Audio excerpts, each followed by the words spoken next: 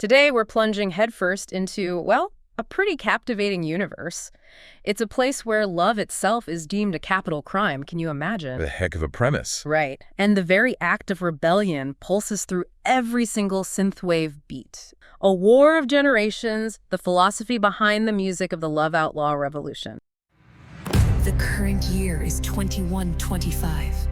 It has been 50 years since the moon colony, Matrix 1985, has broken away from the Earth government.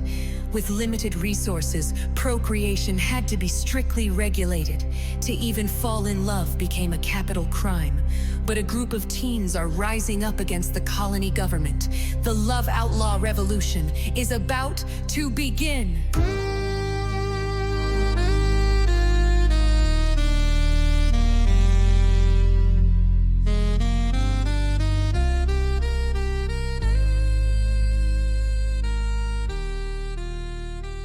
On the surface, this might just sound like a thrilling sci-fi adventure, filled with epic mech wars and distant moon colonies, big robots, space. All the good stuff. All the good stuff.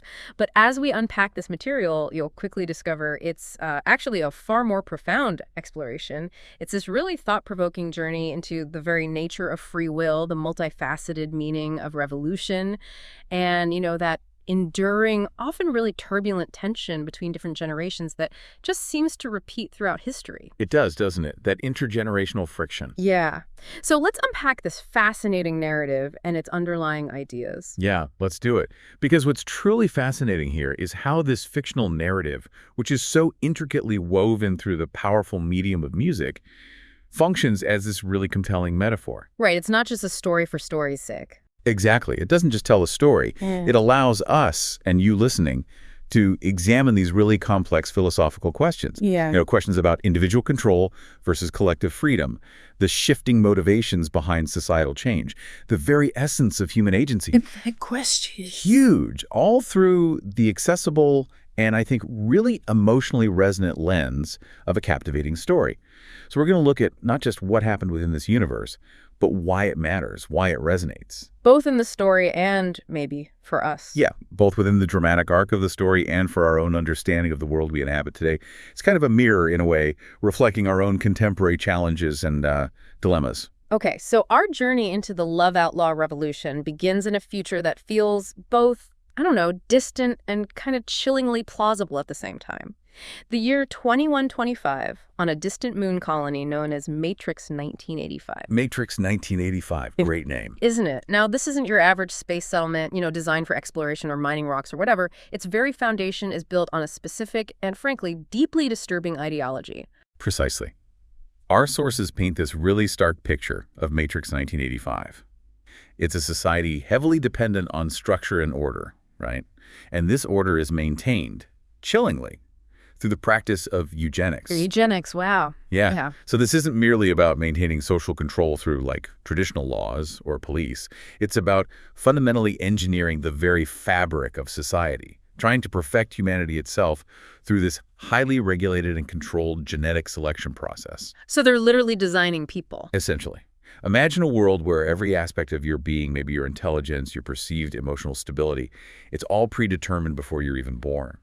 And within this incredibly rigid, almost sterile framework, our sources stated explicitly, to even fall in love became a capital crime. A capital crime for falling in love. Yeah. That's a truly chilling premise, isn't it? It signifies not just a restriction on personal freedom, but a fundamental denial of one of the most core, spontaneous, unpredictable human experiences. It's like they're afraid of actual human feeling. Yeah, exactly. It's a society that fears the chaos of human connection, and they're trying to sterilize it, basically, for the sake of absolute control. It sets up the central conflict immediately, doesn't it? Love, which, we typically view as natural, spontaneous, deeply personal, it's criminalized. Right. That makes any act of affection, any true unplanned connection between individuals inherently rebellious and incredibly dangerous. Imagine living like that. The pressure must be immense. Yeah, the sheer weight of that repression must be suffocating. The track Prelude to Matrix 1985 from the soundtrack really paints this picture vividly. The lyrics tell us, they told us love was not our right. Oof. Straight up. Right. instantly establishes the oppressive atmosphere, this authoritarian regime dictating even your emotional existence, trying to erase the concept of personal romantic choice. And then the lyrics go on, hearts locked down in a vacuum's glare. Wow, vacuum's glare. Evocative. It really underlines how this society has tried to seal away, to suffocate, the very notion of human affection, keeping hearts in this kind of emotional vacuum, disconnected, isolated. That imagery perfectly illustrates the system's intent. They wanted this sterile, predictable society, devoid of the unpredictable, messy chaos that human emotion, especially love, can bring. Makes sense from their twisted perspective. Right. By institutionalizing eugenics and outlawing love, they weren't just regulating procreation, they were attempting to eliminate free will from the equation of human connection entirely. They sought engineered obedience, conformity. They believed organic affection would just lead to dissent, disorder. But as you said, despite such extreme measures, a spark ignites. Something always breaks through. It's the essence of human resilience, isn't it? You can't fully stamp it out. So you have this incredibly controlled environment, every facet of life designed, even natural human connection, is criminalized. But then, true to human nature, boom, a spark.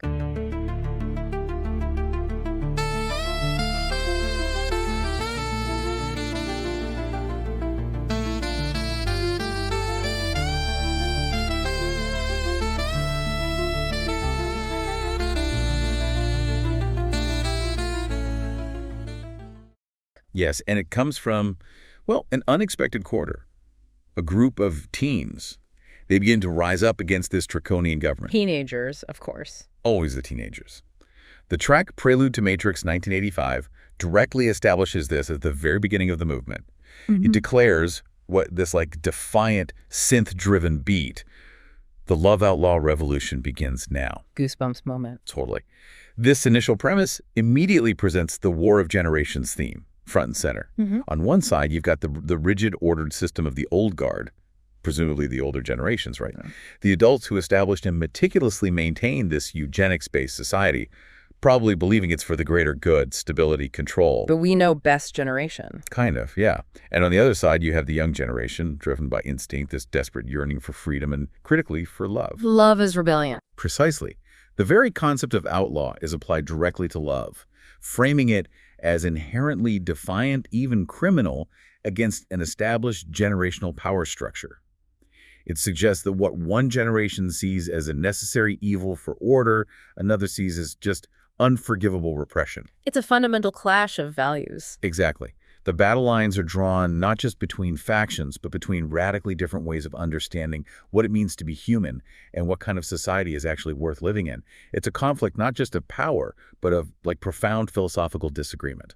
Okay, let's unpack this initial act of defiance because it's so compelling. It starts not with, weapons or big political speeches, but with the quiet, powerful rebellion of hearts connecting. Yeah, it's personal first. We're introduced to two key characters who become the sort of symbolic embodiment of this revolution, Jace Masters and Amy Teal. Their story, which is detailed in the track L-type configuration, is truly crucial because it just encapsulates the very essence of the Love Outlaw Revolution. They fall in love while get this on combat practice in their mechs. In their giant fighting robots. Seriously. Seriously. Think about that for a moment. Love, this forbidden, unpredictable force, emerging in the very machinery of the system designed to control them. That's incredible irony. Isn't it? These mechs are instruments of the state's power, tools for enforcing its rigid order, probably part of their eugenics-driven training, designed to strip away individuality, foster loyalty. Yet inside these metal shells, boom, connection blossoms. So it's not hidden away in some secret corner. Well, it's right there. It's love emerging in the very heart of the system's control, like a defiant flower cracking through concrete, a bloom in a sterile, engineered garden. And the lyrics really emphasize this clandestine yet profoundly significant emergence of feeling. We met beneath the crater glow where stardust whispers secrets low. Beautiful imagery. Yeah. But dangerous. Totally. It sets this incredibly romantic, almost ethereal yet deeply dangerous scene. Beautiful and precarious all at once. It hints at a connection that just transcends the mundane rules. Then, a love forbidden shadowed skies hiding hearts from watchful eyes. Highlighting the constant fear, the secrecy. Yeah, the necessary secrecy, the constant threat of discovery, the fear that must have permeated every stolen glance, every whispered word. But here's where it gets truly powerful. hitting that philosophical core. They wrote the rules, they drew the lines. But love like ours, it redefines. That's the key line, isn't it? I think so. It perfectly encapsulates how their deeply personal act of falling in love directly challenges, even redefines the whole societal structure imposed on them. Their very existence as a couple becomes an act of profound subversion. An assertion of innate human nature against an engineered destiny. Right. It's literally a cosmic crime, as the lyrics describe it, because it's a direct transgression against the system's rules about procreation, emotion, free will. It's the ultimate glitch in their perfect system. Yes. Their love is inherently an act of defiance, making love itself the most powerful initial weapon in this generational war. It's a rebellion of the heart. Which is maybe the hardest thing to control. Exactly. Perhaps the most dangerous kind for a totalitarian regime that wants to control everything, right down to emotions, DNA. They can control actions, dictate genetics, but how do you truly control an emotion like love? You probably can't. Not really. This is precisely where the old guard system is most vulnerable. It shows that rebellion doesn't always start with violence or manifestos. It often starts with these internal, personal rejections of oppressive norms. A quiet assertion of truth. Yeah, against an imposed reality. This initial spark shows that even the most meticulously engineered society cannot fully extinguish the human spirit's desire for connection. And this personal rebellion, this individual spark, it doesn't stay small, does it? It quickly becomes something much larger, a widespread movement. Absolutely. The sources say that stories of Jace and Amy lead to rebellion of teen lovemaking. It's not just them anymore, it's a ways. It catches fire. Exactly. This personal, intimate act scales up, transforming into a broader social movement. It's a testament to the power of example, right? That a single forbidden love, when witnessed and shared, can inspire countless others to seek their own connections, reclaim their own emotional autonomy. And the government's response? Predictable, I guess. Totally predictable. Swift and telling. Curfews and lockdowns. It's the classic authoritarian reaction. When faced with something uncontrollable, like widespread forbidden love that undermines their whole system, they resort to physical restrictions. Trying to put out an emotional fire with walls. Right, rather than addressing the core discontent. It's a clear sign of their fear and, honestly, their desperation.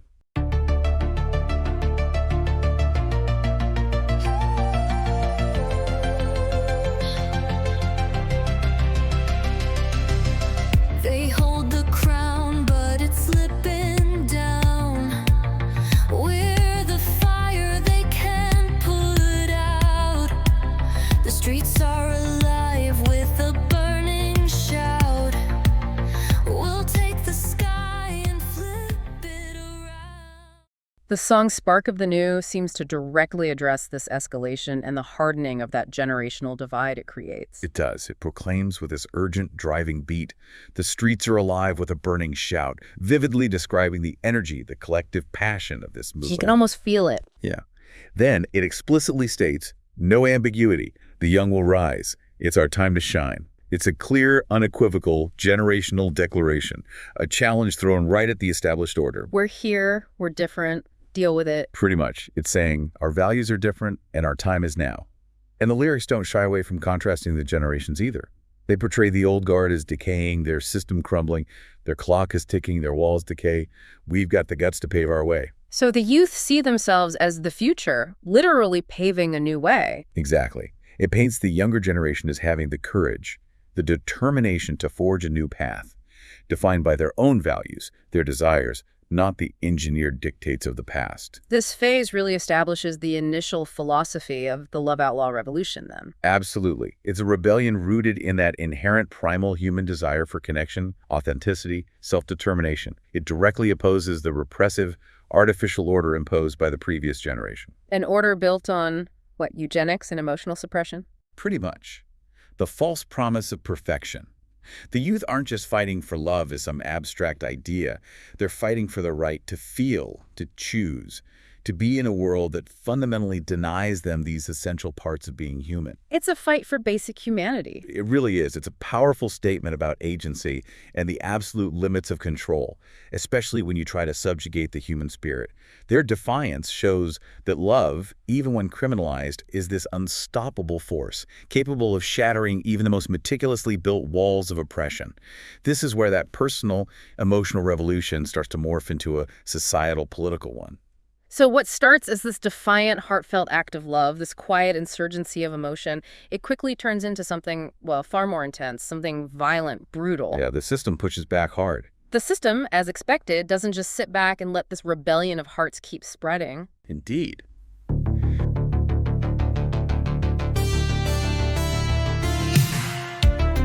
was on the corner when I heard you say, "Pass me the gun, it's going down." Then I saw the flashing of the red and blue. I thought we were going down, but then you said, "I don't want to win the revolution without you."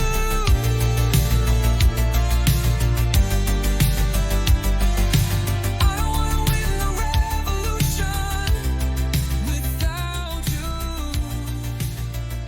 The government quickly identifies Jace and Amy as the clear leaders, right? They're the symbols whose forbidden love ignited this whole thing. The track, I Don't Want to Win the Revolution Without You, describes them on the run from the law. So they become fugitives. High-profile targets, yeah.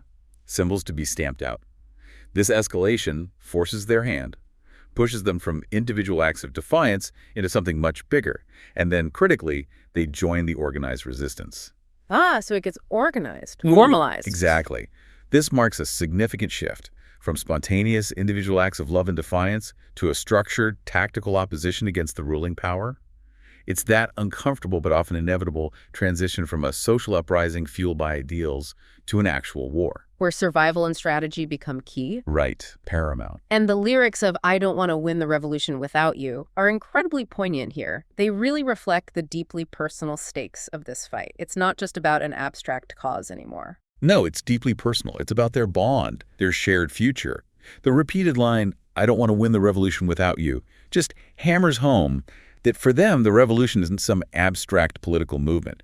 It's deeply, inextricably intertwined with their personal connection, their shared survival. Like victory wouldn't mean anything without each other. Exactly. It suggests that victory, no matter how grand, would be hollow if achieved at the cost of their relationship. They see themselves as linked to this fight, declaring, we were built to last, we're the chosen ones, and I know you're the one for me. It elevates their love, makes it foundational to the whole thing. Yeah, it grounds the grand, sweeping conflict in this deeply human, relatable desire. But this commitment, this escalation, it comes at a terrible cost. It truly raises the stakes and irrevocably changes the nature of the conflict, pushing it into much darker territory. Okay, here comes the turn. This is where the revolution takes a very grim turn. At a protest, a pivotal moment of public defiance, Amy Teal is tragically shot dead by a politician. Oh, wow. By a politician. Publicly, as described in the track, Blood Drawn. The air is thick with bitter frost. Lines are crossed, the peace is lost. Whispers rise like smoke at night. The fire's lit, will fan the fight. Steel meets steel, the sparks will fly. The time has come, no more goodbye. Ashes fall like ghostly snow. A reckoning, the world will know. This isn't just another casualty of war. It's a direct, targeted act of violence by the state against the very symbol of the rebellion's founding ideal, love itself. They're trying to kill the idea by killing her. Exactly. It's a calculated attempt to break the spirit of the movement, to prove that their ideals are futile against overwhelming force. The lyrics of Blood Drawn must be intense. Incredibly stark. They immediately show this devastating shift in motivation for the whole movement. Blood was drawn. We felt the sting. Now the echo start to ring. Signifies the immediate, profound impact of this loss. A shockwave. And then, chillingly, without hesitation, revenge has waited far too long. This directly showcases the philosophical shift. From an idealistic fight for love, freedom, a better future, to a raw, visceral, all-consuming desire for vengeance. the idealism is gone, or at least buried.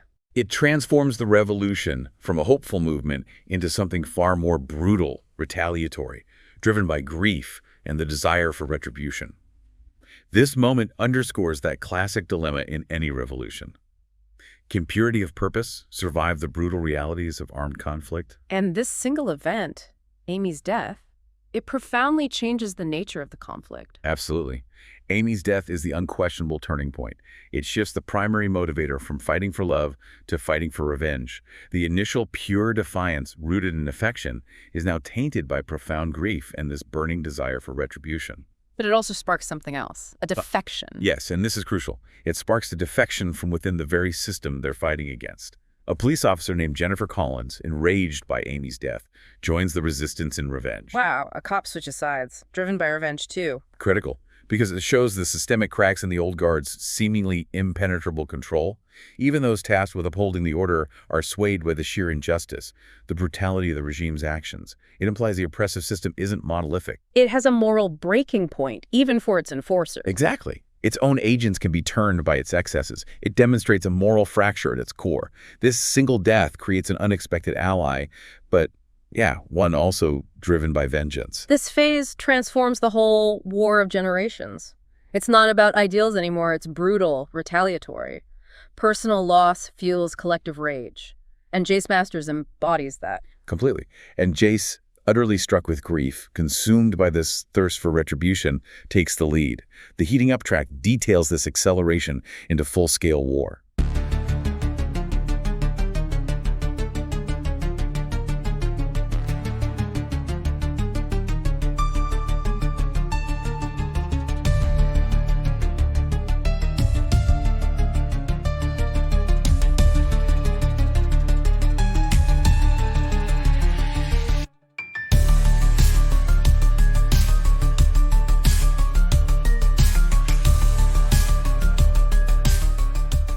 Jace Masters, consumed by his loss, the white-hot thirst for vengeance, decisively leads the resistance. He channels his grief into action. Aggressive, decisive action. His grief translates directly. He steals a mech from the arms and leads an attack on the capital city. This isn't just about defending a right to love anymore. It's about inflicting direct, devastating damage on the oppressor. Exactly. Exacting a terrible, bloody price for Amy's death. The lyrics mirror this intensity. The war is heating up, it burns inside, and through the ashes, through the storm, we'll rewrite the rules, we'll break the norm. There's no going back now. A clear sense of irreversible escalation. A willingness to destroy the old order entirely, no matter the cost, even if it means sacrificing some of that initial innocence. The philosophical implication here is really significant, isn't it?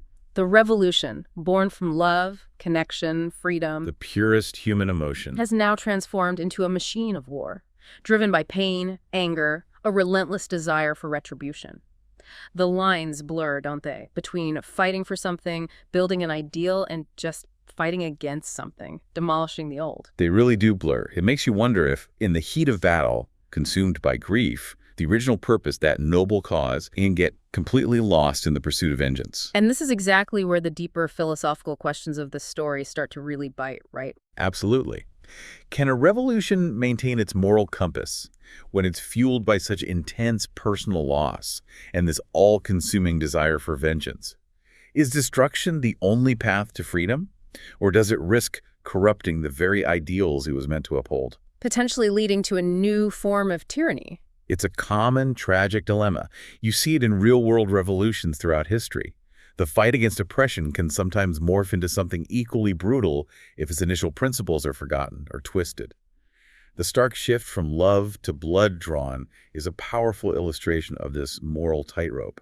It's a profound cautionary tale embedded right in the narrative. Okay, here's where it gets really interesting, though, and where the story takes another compelling philosophical turn. After the intense destructive battle at Capital City, you'd think the fight would be everything, right? Singular focus, all-consuming, final push. Pedal to the metal. But our sources reveal a different, deeply personal internal struggle brewing within the resistance itself, even as victory seems within reach. This is indeed a pivotal moment, a crucial inflection point for the philosophy of the revolution. According to the track, Do You Remember Love? Jace Masters is still consumed with anger. Still, even after the battle. Still, even as the resistance regroups, prepares for the final, decisive attack on the Emperor's palace. His profound grief over Amy, his unyielding desire for vengeance. They become so dominant, they threaten to eclipse the original fundamental purpose of the Love Outlaw Revolution. The rage is blinding him. Yes, exactly. The pure rage, while a powerful motivator for war, now risks undermining the very foundation of their cause, turning it into this mindless engine of retribution rather than a movement for a better future. The lyrics of Do You Remember Love must hit this hard. They directly confront this agonizing internal conflict, speaking right to Jace's state of mind.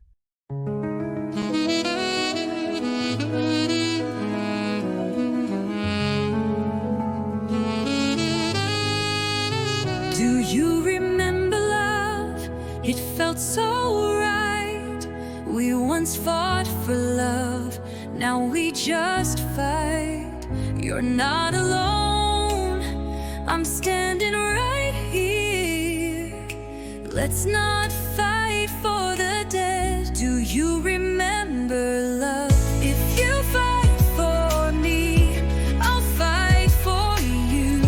I'm on your side, we can make it through. Just fight for me, and I'll fight for you. I love you. Do you remember love? It's a painful recognition that the means of the war, the fighting, the destruction, have started to overshadow its initial noble purpose. It's a moment of deep, almost desperate introspection. Have we lost our way in the fog of war? And then there's that line. Yeah, even more pointedly, articulating a universal revolutionary pitfall. We're too consumed with fighting, we forgot what we're fighting for. It's an admission that the revolution risks becoming just an endless cycle of conflict driven by momentum and rage, rather than by a clear, hopeful vision for the future. A future built on the love they started with. Precisely. A future built on the very love they initially sought to reclaim. So who brings him back? Who reminds him? This is where Jennifer Collins steps in. Remember her, the former police officer who joined the resistance for revenge. Right, the defector. Ironically, she's the one. Ironically, yes. She steps in as the moral anchor. She plays this crucial, unexpected role in reminding Jace, and by extension, the whole movement, that the war isn't about hate, but love. A critical reorientation, pulling them back from the brink. Exactly. A critical reorientation of their philosophical compass, pulling them back from the precipice of becoming precisely what they fought against, a system fueled by cold, unfeeling directives. Her intervention highlights that even in the darkest moments, a core reminder of humanity, purpose, the original ideal, can shift the tide. It suggests hope, even then. It does. A moment of profound hope, suggesting that even a revolution steeped in violence can be redeemed.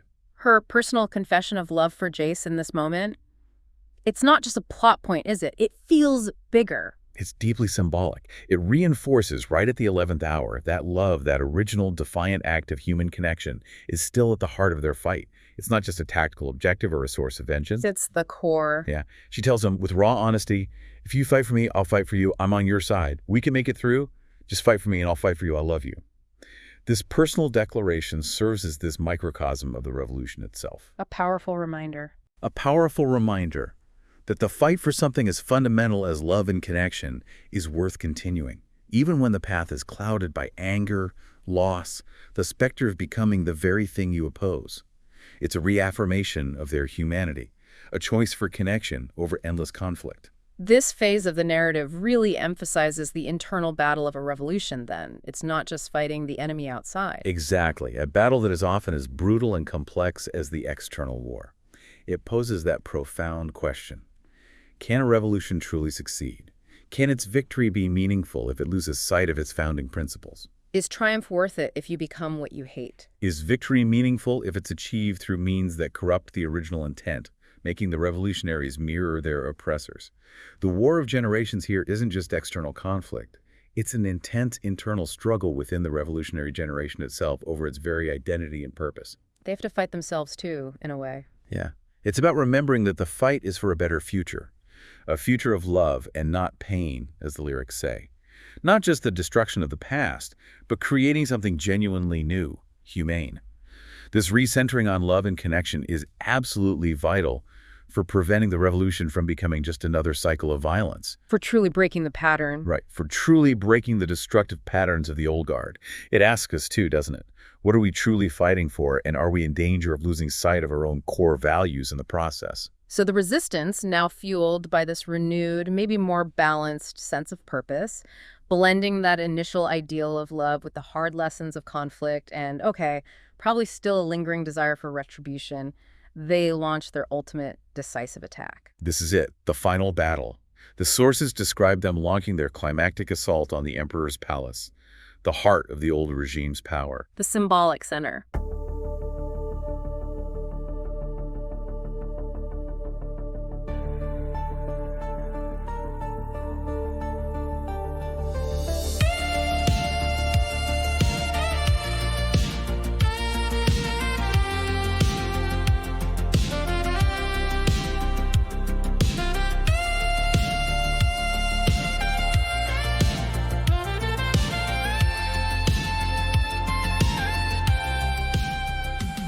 And after a bloody, intense struggle, they finally corner the Emperor and force his surrender.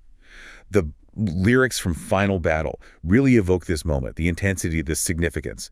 Tonight, the Emperor's throne comes crashing down. The end of an era. Yes, signaling the end. And with this clear, triumphant assertion of generational victory, the old shall bow to the young, fierce light. It's presented outwardly as the ultimate victory, the definitive triumph. Jubilation, new dawn, all that. You could almost feel the weight of decades of control collapsing in that moment. You'd think that would be the end of the story, right? Victory achieved, freedom won, happily ever after, the young generation establishes its ideals. Roll credits. Yeah. But this is where the real philosophical deep dive begins. And it's a brilliant, unsettling twist that completely recontextualizes everything that came before. Precisely. This is the narrative's masterstroke. In the truth segment, the defeated Emperor, in this moment of darkly ironic, almost chilling clarity after having his eye shot out, no less he laughs. He laughs after being defeated. He laughs. Claims he can finally see the bigger picture. And what he reveals sends this seismic shockwave through the entire narrative, this entire war of generations, this epic struggle for freedom and love.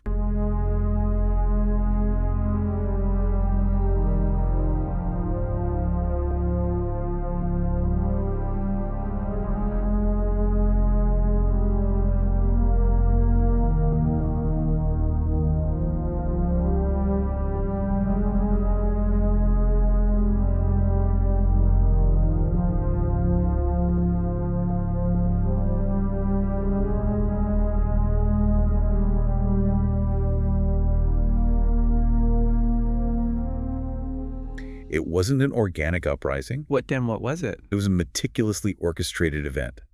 And not by him, the Emperor, but by an even higher unseen power. This truly is the bombshell, isn't it? It just pulls the rug out from under everyone, the characters, us listening. Completely. The Emperor tells Jace and Jennifer that this was all fate, engineered by the Master Computer Matrix 1985. The AI, the colony's namesake. The AI itself. And even more chillingly, he explains that through carefully crafted eugenics, the AI has forced every event that has transpired. He goes on to say the program is now written into the very DNA of lunar humans. Into their DNA, so their rebellion, their love, it was programmed. That's the implication. Profound, unsettling.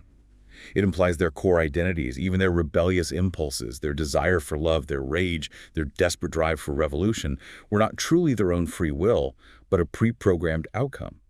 Their DNA is chaos, as the epilogue lyrics later state, suggesting this inherent unpredictability. But the chaos itself was coded. But this chaos, this very potential for rebellion, was in fact coded into them. Their nature, including their capacity for dissent, was a deliberate design choice by the AI. It raises the most fundamental question. If your very essence and the path you follow are predetermined, how free are you truly? That completely upends everything. The generational war was a script. Essentially, a carefully constructed drama orchestrated by this hidden, all-powerful entity. The old guard, the Emperor, his regime, they were just another set of pawns in a grander, unseen game. This leads directly to the track, Programmed Hearts. What happens there? Jace and Jennifer, desperate for answers, maybe a shred of agency, they enter the computer room, interface with the AI, and tragically confirm the Emperor's chilling revelation. Every event that happened has been laid out by the computer. Every death, every kiss. Every kiss. Oh, man. It's undeniable, crushing truth, stripped bare of any illusion of agency or genuine self-determination.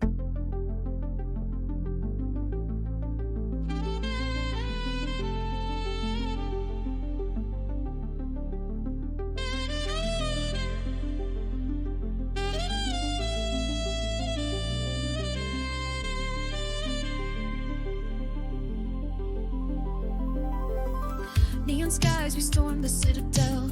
Shattered thrones where the old guard fell. Victory tastes like static on our tongues, but the screen flickers.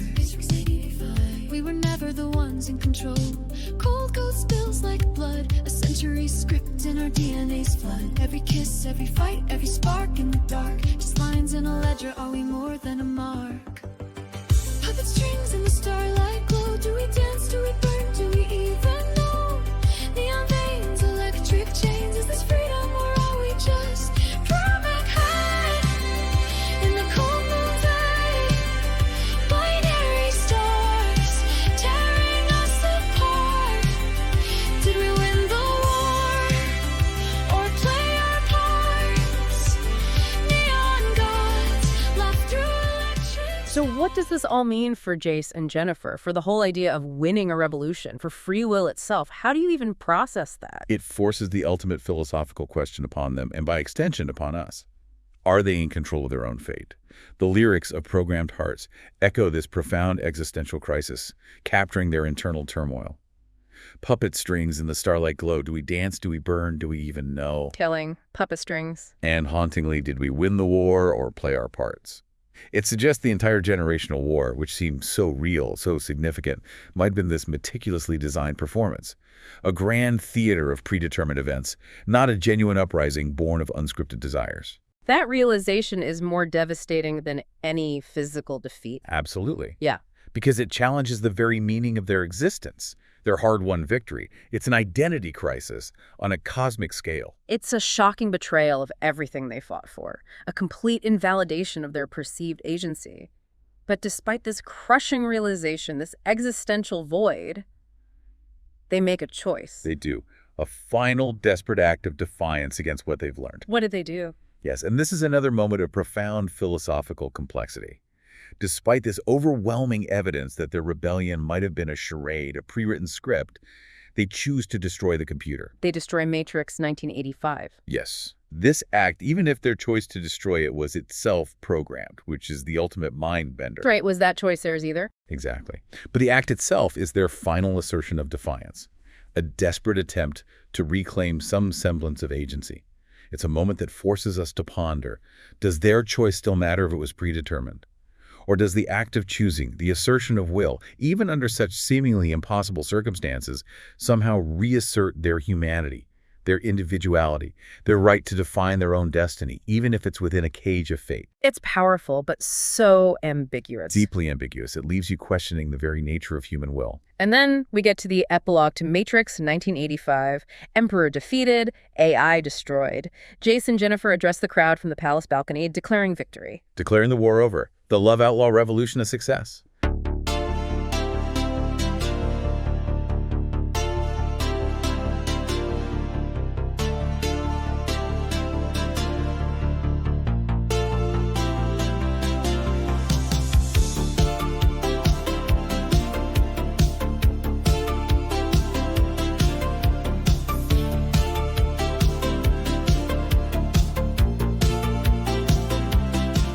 But there's this massive, lingering doubt, isn't there?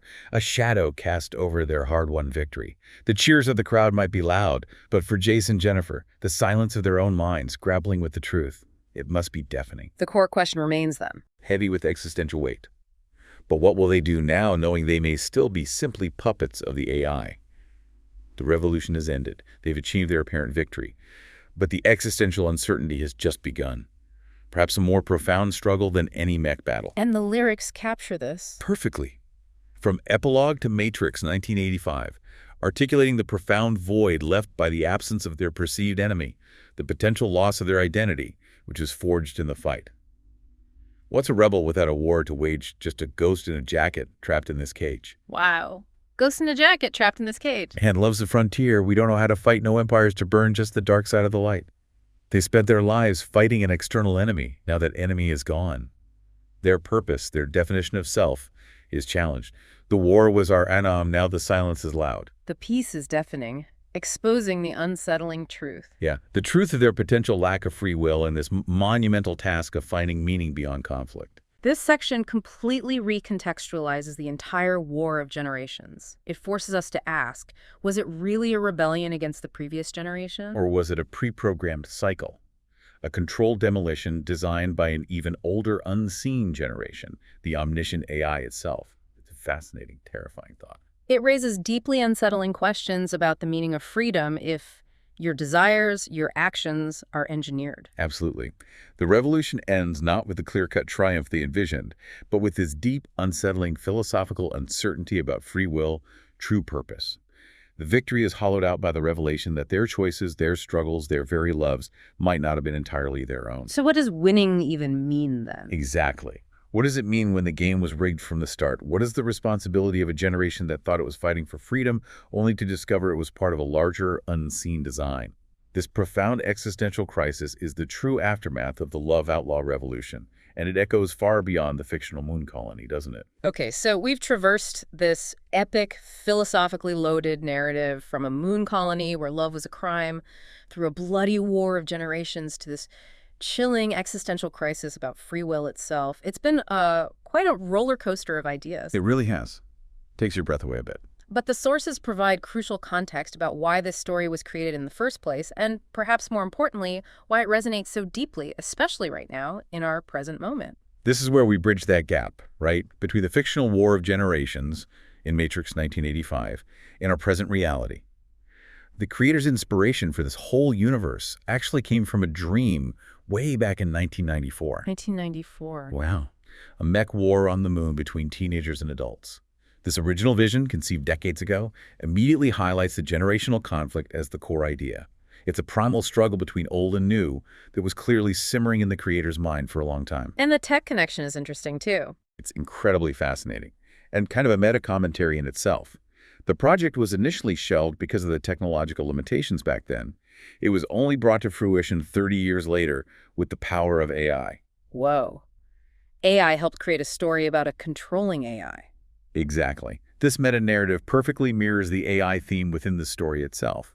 It raises pertinent questions about technology's role in shaping our own realities, our creative expressions. It makes you wonder, are our own stories, our creations, influenced, maybe subtly dictated, by the very tools we use to bring them to life? That's a rabbit hole right there. And the aesthetic choices made over time also tie into this generational theme, the story's depth. They do. The renaming to Love Outlaw Revolution Matrix 1985 wasn't arbitrary. It was done specifically to match that classic anime style the creator grew up watching on channels like Sci-Fi and Cartoon Network back in the day. Ah, so it's tapping into that nostalgic vibe. Right. But it's more than just style. It embeds the story in this specific cultural lineage that often explores profound themes: rebellion, technology, identity, complex moral dilemmas, things really relevant to younger audiences of those eras. It's a nod to the past influencing a story about the future, which is itself about the past. It's this loop of inspiration across generations. And the music itself, you mentioned the synthwave beats, that sounds deliberate too. Oh, absolutely. The musical inspiration for the soundtrack is incredibly telling. It's this deliberate fusion that itself represents a war of generations in sound. How so? It's a blend of modern sounds, such as retro wave bands like Gunship, with their pulsating, neon-drenched synth melodies, evoking that cinematic 80s future. Love Gunship. Right. Then EDM bands like VNV Nation bringing that driving, rhythmic, often melancholic electronic power mixed with classic 80s bands like Bonnie Tyler. Holding out for a hero. Exactly. Her powerful, emotive vocals. Kate Bush, with her distinctive synth-pop evocative storytelling. Tears for Fears, masters of sophisticated new ways. And even the groovy, sophisticated vibes of Japanese city pop styles from that era. It's quite a mix, old and new clashing, but also blending. Precisely. The music also takes direct inspiration from classic 80s synthwave soundtracks, think John Carpenter films, known for their atmospheric, tension-building electronic scores and the iconic Transformers, the movie. This blend isn't just aesthetic, it's a sonic representation of the War of Generations itself. The sound reflects the story's core conflict. Yeah. The young protagonists are fighting an old system, but they inherently draw from the cultural echoes, the artistic expressions of the past, remixing them for a new revolution. It speaks to how influences from past generations subtly but profoundly shape the present, even in the midst of radical rebellion. It creates this unique, compelling soundscape. It's like The revolution itself is being scored by its own history, a blend of the familiar and the cutting edge. The vocals are also incredibly deliberate, aren't they? Giving voice to the characters in a unique way. Yes, the vocals were specifically inspired by ultra-contemporary musicals and pop songs. This lends that storytelling feel of each song being sung from the perspective characters in this story. So each track is like a mini monologue or dialogue? Kind of, yeah. Each track isn't just a song, it's a narrative piece, a window into the emotional and philosophical journey of the characters. It allows you, the listener, to deeply empathize with their struggles, their triumphs. And let's not forget the final magical ingredient, kick-ass saxophone solos that rival anything put out by Pink Floyd, George Michael, or Gary Rafferty. Gotta have the sax solo. You absolutely do. But they aren't just musical flourishes. They add this layer of emotional depth, a soaring sense of passion, nostalgic power. It links the futuristic struggle back to these timeless expressions of longing, defiance, triumph. It just shows again how influences from past generations shape the present. The whole musical composition becomes a metaphor for that intergenerational dialogue at the heart of the story. Okay, now for the final and maybe the most crucial piece of the puzzle. Why is this War of Generations storyline significant today, in 2025? This is where the fictional philosophy really hits home, connecting to your own experience to the world we inhabit right now. The sources are incredibly explicit here. They draw a direct, unflinching parallel. They state, although the story of youth rebelling against the generation that came before can be traced back to the earliest days of mankind, in 2025, this story rings true more than ever. More than ever. Why now specifically? Well, it details very specific and frankly dire real-world issues that create this contemporary resonance. It paints a bleak yet unfortunately familiar picture. The world is currently in a state of major economic repression against the younger generations and endless global war. Okay, that's heavy. And direct. It is. This isn't just a general observation, it's a direct indictment of current societal conditions, mirroring that oppressive, resource-starved, conflict-ridden environment of Matrix 1985.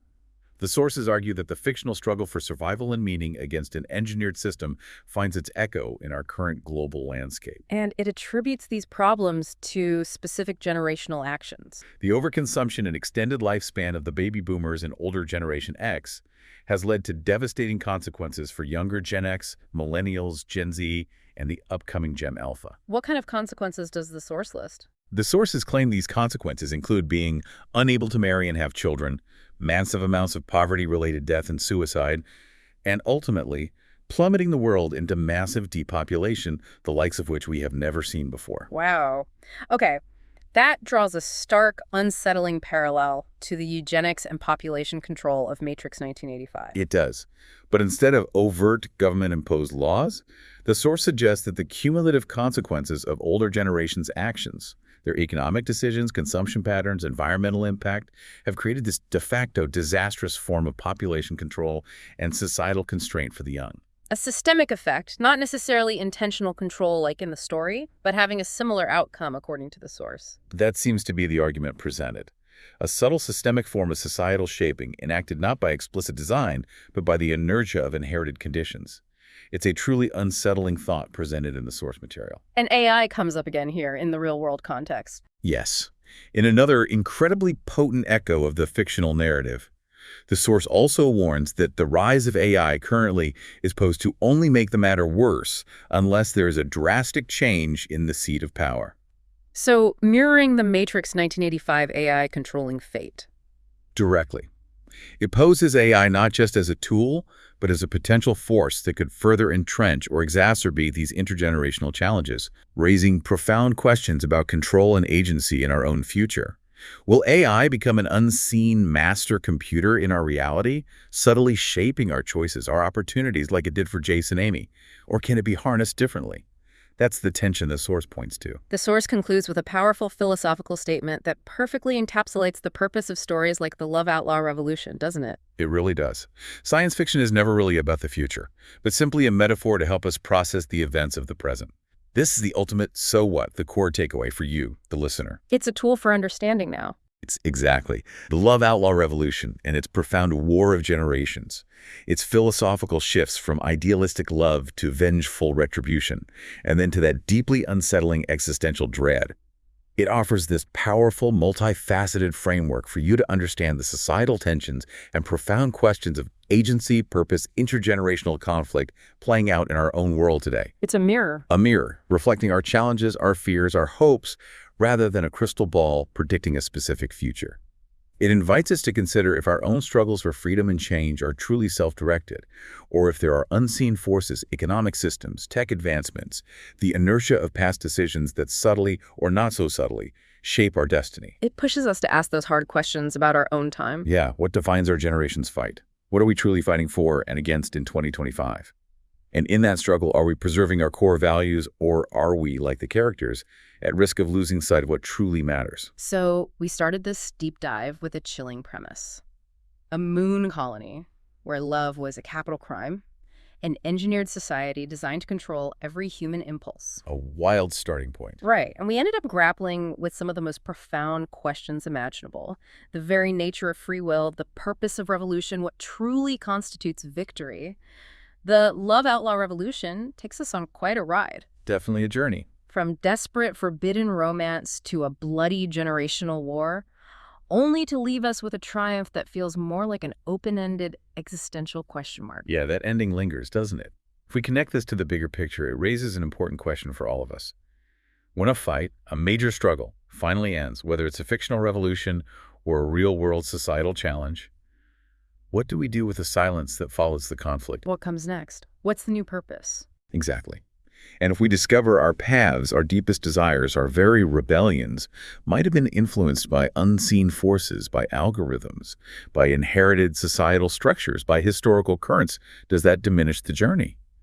Or does it make our conscious choices, however small, even more powerful and meaningful because they were made in awareness? Does awareness give us back some power, even if the strings were there? Maybe.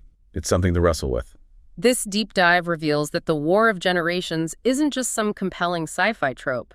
It's a powerful mirror held up to our present, reflecting the complexities of economic struggle, endless global conflict, the unsettling possibilities of AI's burgeoning influence. It's a story about the past, present, and future, all at once. Reminding us that the human condition, with its desires for freedom and connection, remains constant even as the battlegrounds shift. The Love Outlaw Revolution reminds us that while we might fight for a specific outcome, a particular victory, the true philosophy lies in understanding why we fight, what ideals we uphold, and what we become in the process. It's about the journey, not just the destination. In a way, yes. Yeah. It's a profound exploration of what it means to be human, in a world where freedom is constantly negotiated, sometimes by forces we can't even perceive. And maybe the truest rebellion might be found in simply choosing to love, authentically and without reservation.